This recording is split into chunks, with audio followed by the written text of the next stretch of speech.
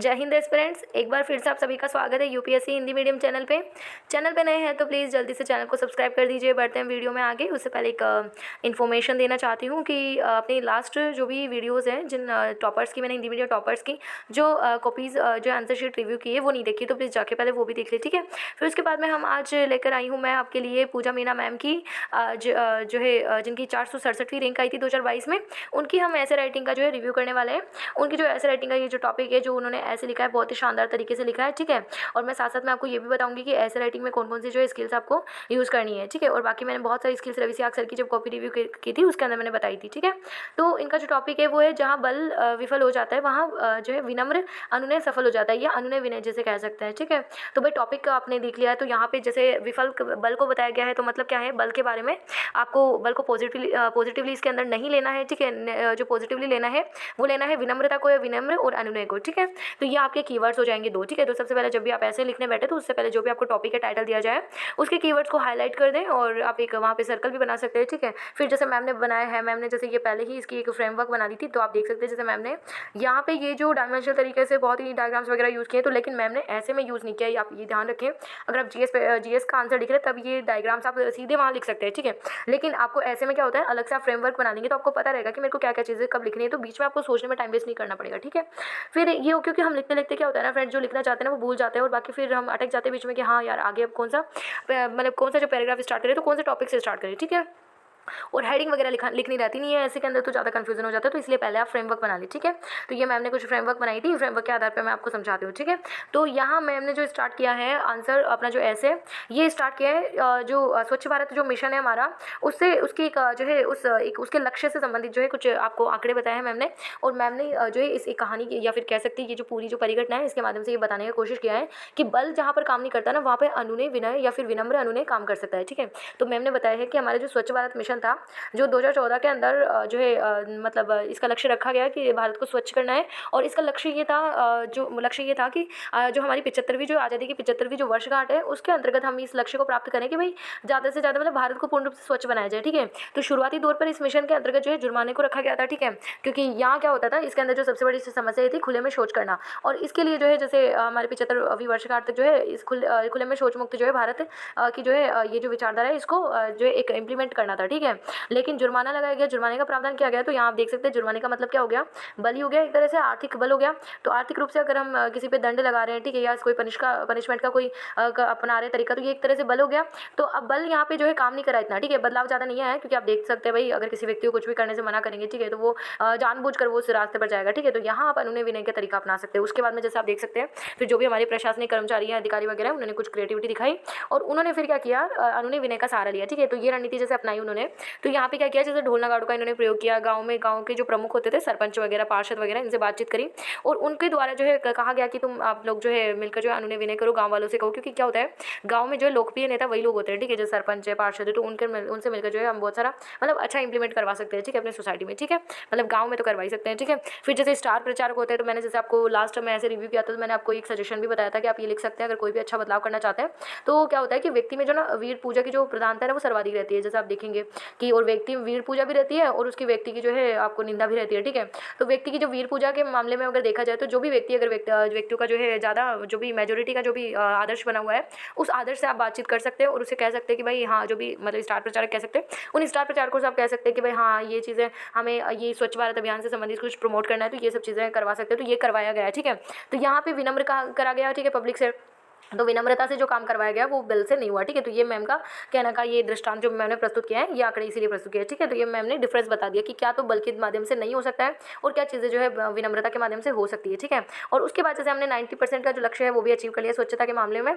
तो एक तरह से हमने, और ये 90% का जो लक्ष्य अचीव किया था ना वो हमने जो भारत की आज़ादी का जो 75वीं वर्षगांठ आई ना उससे पहले ही अचीव कर लिया कि अनुनय विनय के माध्यम से, ठीक है, विनम्र अनुनय के माध्यम से। अब यहाँ पे मैम जो है इनका अर्थ बता रही है, तो अर्थ बताने से पहले मैम यहाँ पे जो है कुछ एग्जाम्पल्स दे रही है। तो यहाँ पे मैम मैम ने एग्जाम्पल्स जैसे व्यक्तिगत स्तर पर जो है एक विद्यालय का एग्जाम्पल दिया है, वैसे स्टूडेंट्स यहाँ मैं को थोड़ा बहुत संशोधन करना चाहूँगी, क्योंकि आप अगर लिखते हैं ना तो थोड़ा बहुत आपको मतलब एकदम आप सटीक लिखते हैं ना कि बिल्कुल नेगेटिव ना जाए, ठीक है, तब आपको रैंक के जो है करीब ले जाएगा। वैसे मैम का बहुत ही अच्छा है, तभी तो मैम की यूपीएससी क्रैक हुआ और साथ ही अच्छी रैंक आई है। बट जैसे मैम की 467 हुई है तो इसमें और भी ज़्यादा इंप्रूवमेंट हो सकता था, ठीक है।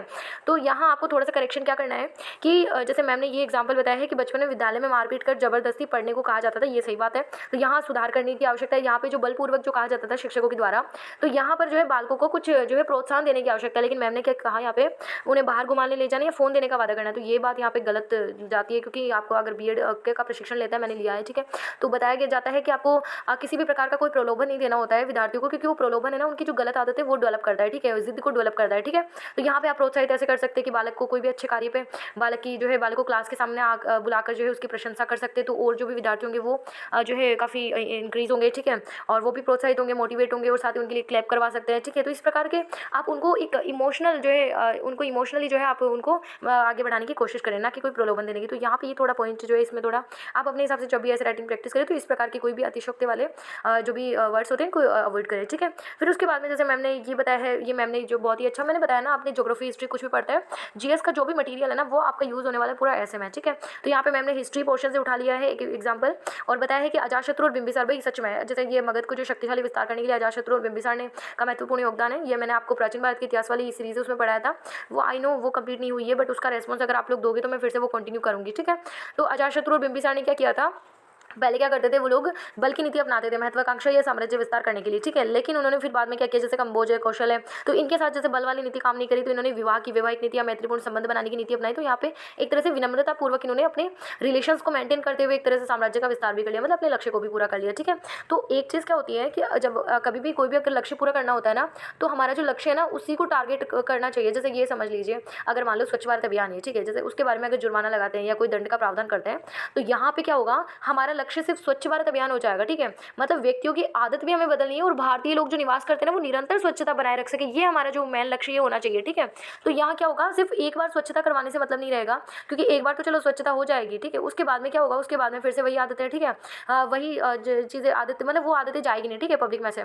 तो उसको हमें परमानेंटली बनाने के लिए क्या होगा, व्यक्ति को साधन के रूप में यूज़ नहीं कर सकते हम, बल में प्रयोग करें, मतलब क्या होगा, व्यक्ति को एक मोहरा बना रहे, एक व्यक्ति को एक साधन बना रहे जिसके माध्यम से हम अपना लक्ष्य जो कठोरतापूर्वक पूरा करवाना चाहते हैं, वो चीज़ हमें नहीं करनी है।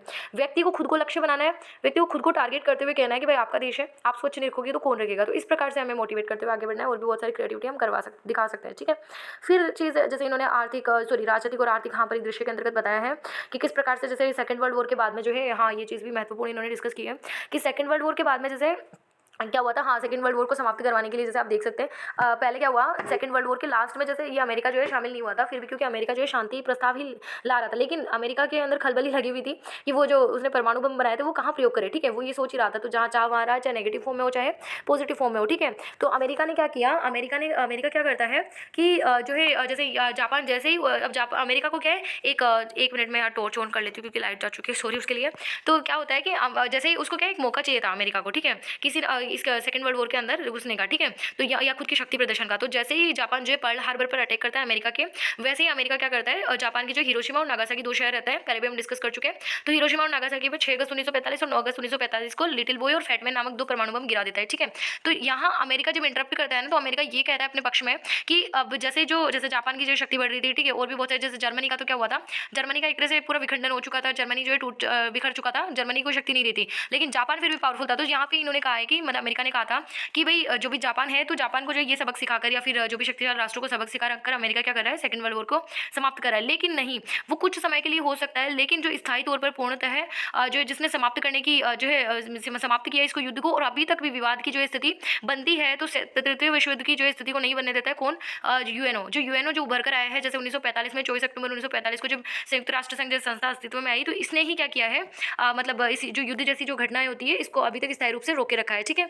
तो ये चीज़ बताई है कि जैसे जो यूएनओ के अंतर्गत क्या होता है, अनुनय विनम्रता वाली जो नीति अपनाई जाती है, ठीक है, जो भी आपसी जो देशों के मध्य जो भी लड़ाई होती है, तो वो एक तरह से वार्तालाप या बातचीत के माध्यम से या विनम्रता के साथ ही निपटाई जाती है, ठीक है।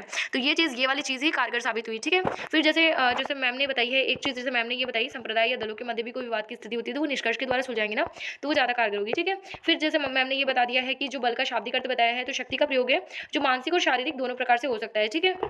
फिर जैसे मैम ने एक एग्जांपल दिया है, पॉलिटिकल थिंकर है थॉमस हॉब्स, उनका जो है एक कथन बताया है और बहुत ही अच्छे तरीके से बताया है। मैम ने बताया है कि थॉमस हॉब्स के अनुसार जो है मनुष्य मूलतः स्वार्थी, और ये सही बात है, थॉमस ने मतलब हॉब्स ने बताई थी, ठीक है।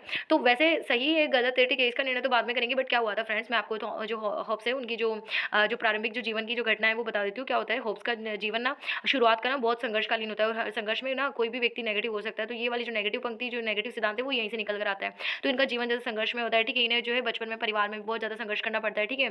फिर इनकी जो एक आप जीवनी आप आराम से पढ़ सकते हैं, ठीक है। और पॉलिटिकल साइंस में आप ग्रेजुएशन में रहा होगा तो आराम से पढ़ा होगा। वैसे एक चीज़ मैं आपको बताना चाहती हूँ यहाँ पे, मैं अपनी जो पर्सनल लाइफ से कुछ शेयर करना चाहती हूँ। हम क्या करते थे ना, ग्रेजुएशन में हमारे पास पॉलिटिकल साइंस थी, ठीक है। तो हम लोग जैसे ये भी जो हॉब्स लोग रूसो, ये तो आप जानते हैं, इनकी तीनों की जोड़ी कमाल की। वैसे जोड़ी कमाल की नहीं थी, बट ये नाम इनका साथ में आता है तो ऐसे मान लेते हैं, ठीक है। फ्रेंड्स मान लेते हैं इनको। तो हम क्या करते थे, मैं और मेरी फ्रेंड, ठीक है, हम लोग जैसे ही कॉलेज से पूरी होती तो हम जैसे ही बस से ट्रैवल करके हम आते ना घर की ओर, तो बस में क्या करते थे, हम लोगों को सीटें मिलती नहीं थी, और सीट मिलती थी तो भी क्या करता था, कंडक्टर जो है हमें उठा देता था, ठीक है, कि भाई तुम तो बच्चे हो, ठीक है, आराम से खड़े हो सकते हो। तो हम क्या करते हैं, अब भाई टाइम पास कैसे ना कैसे तो करना चाहिए। तो हम जैसे जो भी पैसेंजर्स वगैरह बैठे रहते हैं, उनमें से किसी को लॉक बना देते, किसी को रूसो बना देते, किसी को तो थॉमस बना देते, ठीक है। और वैसे ही उन पर अप्लाई करते, वो जो भी वार्तालाप करते ना, उनकी बातों को हमारी जो भी मतलब जो भी इन थिंकर्स ने कहा है ना, उनमें कन्वर्ट करके हम लोग ना ऐसे ही टाइम पास किया करते थे, ठीक है। और इन्हीं बातों के अंदर हमें जो है काफ़ी सारे जो है थिंकर्स के नाम याद हो गए, काफ़ी सारे थिंकर्स की डेफिनेशन याद हो गई थी।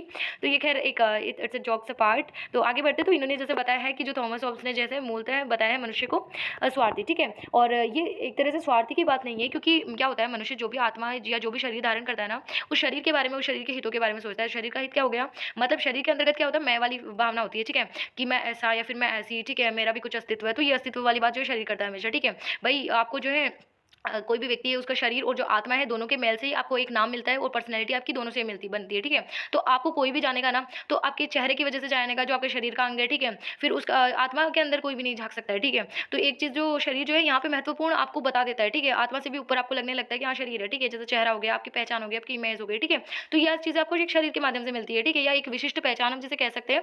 तो यहाँ क्या होता है, हितों में टकराव होना अवश्यंभावी है, ठीक है। तो और मनुष्य के अंदर मौलिक सबकी मूल रूप से जो है विचारधाराएँ भी अलग-अलग होती है। तो इसी प्रकार से क्या होता है, बहुत सारी सभ्यताओं में टकराव होती है। तो अब जिन सभ्यताओं ने अपने आप को सहिष्णु प्रवृत्ति के अंदर रूप में अपनाया है या सिद्ध किया है, वो निरंतर सतत बनी रही है, अन्यथा नष्ट हो गई। तो ये चीज़ यहाँ पे जो सभ्यताओं की जो विनम्रता है उसको दर्शाता है, कि विनम्रता जिस सभ्यता में रही वो तो बनी रही, और बाकी सभ्यताएं नष्ट हो गई, ठीक है। तो इस प्रकार से इन्होंने बताया है, ठीक है।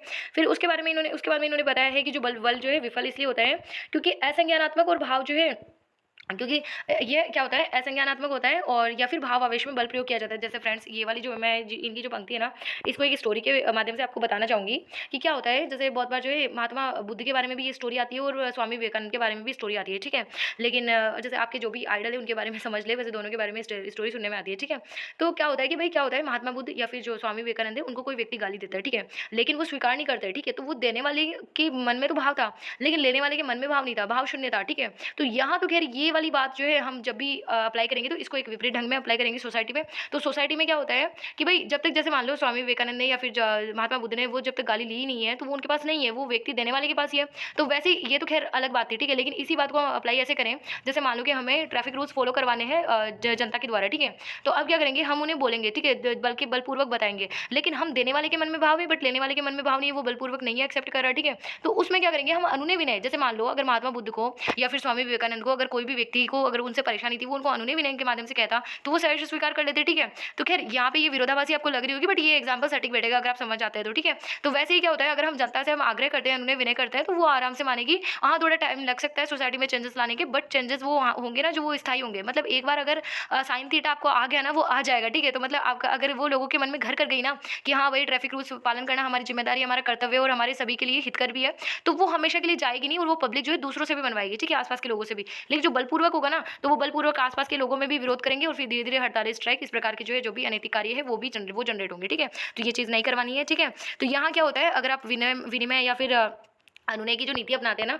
उसमें दोनों की तरफ से सहमति का भाव और सामने वाले का पक्ष का हित भी छुपा रहता है, ठीक है। फिर जैसे महात्मा गांधी का जो स्वतंत्रता संग्राम का इन्होंने एग्जाम्पल लिया है कि उन्होंने अहिंसात्मक साधनों का प्रयोग किया, और उनमें सर्वोत्तम साधन विनम्र जो अनुनय था वो था, ठीक है। तो इसकी सकारात्मक धारणा ने जैसे कार्य किया, जैसे सामने वाले पक्ष को किसी भी बात के लिए मनाया जा सकता था और प्रेरित और प्रोत्साहित किया जा सकता है। जैसे वर्तमान में भी क्या होता है, जैसे ये समझ लीजिए, अगर कोई भी देश है ना, तो कोई भी देश के अंदर जैसे कोई भी दूसरा देश है, तो अगर हम लोग जो है एक अच्छी धारणा को लेकर अगर कोई मिशन चलाते हैं, और और वो अच्छे तरीके से मतलब साधन उसके अच्छे होते हैं ना, तो वो हमारा जो साध्य तक पहुँचने का है ना, वो टाइम जो है बहुत कम हो जाता है और हम आराम से ईज़िली अपने लक्ष्य को अचीव कर सकते हैं, ठीक है? इसका सबसे बड़ा एग्ज़ाम्पल आप जापान को ले सकते हैं। जापान ना अपने आप में इतना नैतिक देश है ना, जापान के अंदर किसी प्रकार का कोई पनिशमेंट नहीं है। वहाँ पे ये समझ लीजिए राम राज्य है एक तरह से, कोई चोरियाँ नहीं होती है। वहाँ पे देश के बारे में इतना सोचा जाता है ना, देश की कोई भी संपत्ति को नुकसान नहीं पहुँचाया जाता, ठीक है? तो ये चीज़ ख़ैर हमें भी जो है अपनानी होगी, क्योंकि अच्छी बातें हम लोग सीख सकते हैं, ठीक है? फिर जैसे इन्होंने बताया है कि यदि बल प्रयोग करते हैं तो सामने वाले को लक्ष्य की प्राप्ति की दिशा में, वो चीज़ मैंने आपको बताई ना, साधन के रूप में रियलाइज़ होगा कि भाई मैं तो हम तो मोहरा बन रहे हैं और लक्ष्य तो कुछ और ही है, ठीक है? तो वो चीज़ वो फ़ॉलो नहीं करेंगे, ठीक है? तो यहाँ पे जैसे एक चीज़ इन्होंने जो है बहुत अच्छा एग्ज़ाम्पल यहाँ पे इन्होंने बताया है कि भाई जो तारे ज़मीन पर जो मूवी थी, उसके अंतर्गत कैसे होता है बलपूर्वक जो है शिक्षक शिक्षार्थियों से कोई भी उनको नहीं सिखाता है, ठीक है? वो जो उसका लक्ष्य था भाई सभी स्टूडेंट्स को जो है अच्छी शिक्षा देना, तो वो उनको जो है एक फ्रेंडली नेचर के माध्यम से जो है उनको प्रोवाइड करवाता है, ठीक है? तो ज़बरदस्ती पढ़ाकर या ज़बरदस्ती बलपूर्वक जो है किसी को भी कुछ नहीं सिखा सकते हम, ठीक है?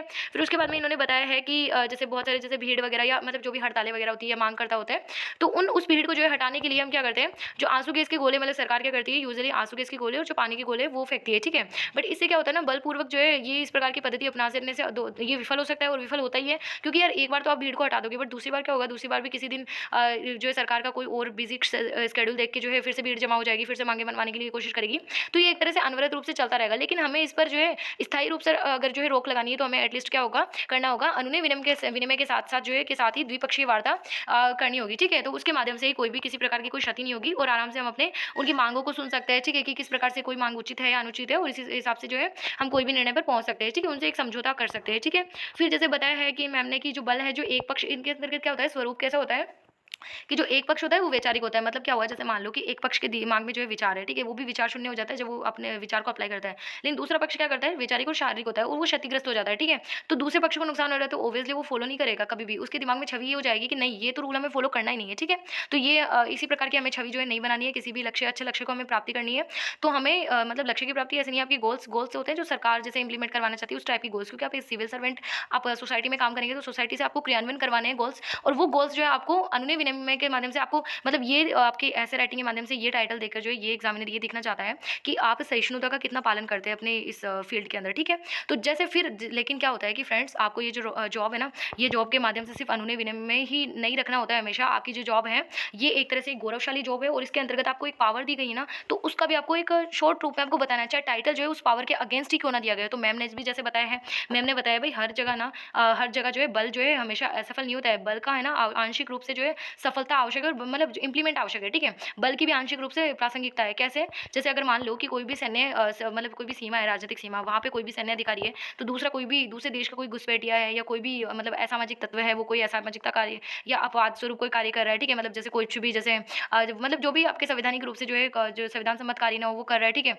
या फायरिंग कर रहा है, अवैध फायरिंग, तो आपको वहाँ जवाब देना पड़ेगा, आप वहाँ अनुनय विनय करने नहीं बैठेंगे। तो एक चीज़ यहाँ पे आंशिक रूप से आप बल का भी सपोर्ट करके लिख सकते हो, जैसा कि मैम ने लिखा ही है, ठीक है? तो ये चीज़ इन्होंने बताई है कि और अनुनय विनय है वो हर बार सफल भी नहीं होता है, ठीक है? तो ये चीज़ बताइए। जैसे एग्जाम्पल सीमा सुरक्षा संबंधी दे दिया, और एक चीज़ इन्होंने दिया है कि क्या हुआ था भाई, गांधी जी ने जो है अपनाया तो था भाई जो है जो साधन जो है अहिंसात्मक साधन, सत्याग्रह के साधन अपनाए थे, बट गांधी जी को भी लास्ट में जब अंग्रेज नहीं माने थे ना, मतलब लातों की वो जब बातों से नहीं माने, तो गांधी जी ने ये कह दिया कि पब्लिक को कि चलो करो या मरो, ठीक है भाई, या तो हमें जो है इनको निकालनी है देश से, ठीक है? तो ऐसे तो ये जाएंगे नहीं। तो ये हिंसात्मक भी रूप जो है, छोटा सा जो रूप हिंसा का प्रयोग किया वो भी आवश्यक था, ठीक है?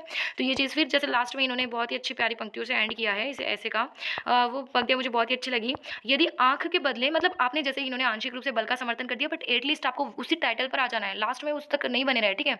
दूसरे पॉइंट ऑफ व्यू से सोचकर नहीं बने रहे, लास्ट में उस आपको टाइटल पर आ जाना है जिस टाइटल से आपने ऐसे की शुरुआत की थी, ठीक है? तो ये यहाँ पे पंक्तियाँ उस टाइटल को लिंक करती है आराम से। यदि आँख के बदले आँख की चाह रखोगे तो एक दिन पूरा विश्व अंधा हो जाएगा। बहुत ही खूबसूरत तरीके से इन्होंने इसका निष्कर्षता लिखा है, ठीक है?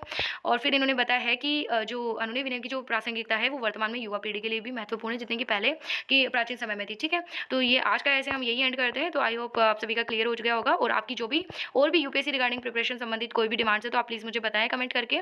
मैं और भी जो है क्लासेस लेकर आऊँगी, वीडियोज़ लेकर आऊँगी, और पढ़ते रहिए, खुश रहिए। धन्यवाद, मिलते हैं नेक्स्ट क्लास में। जय हिंद, जय भारत।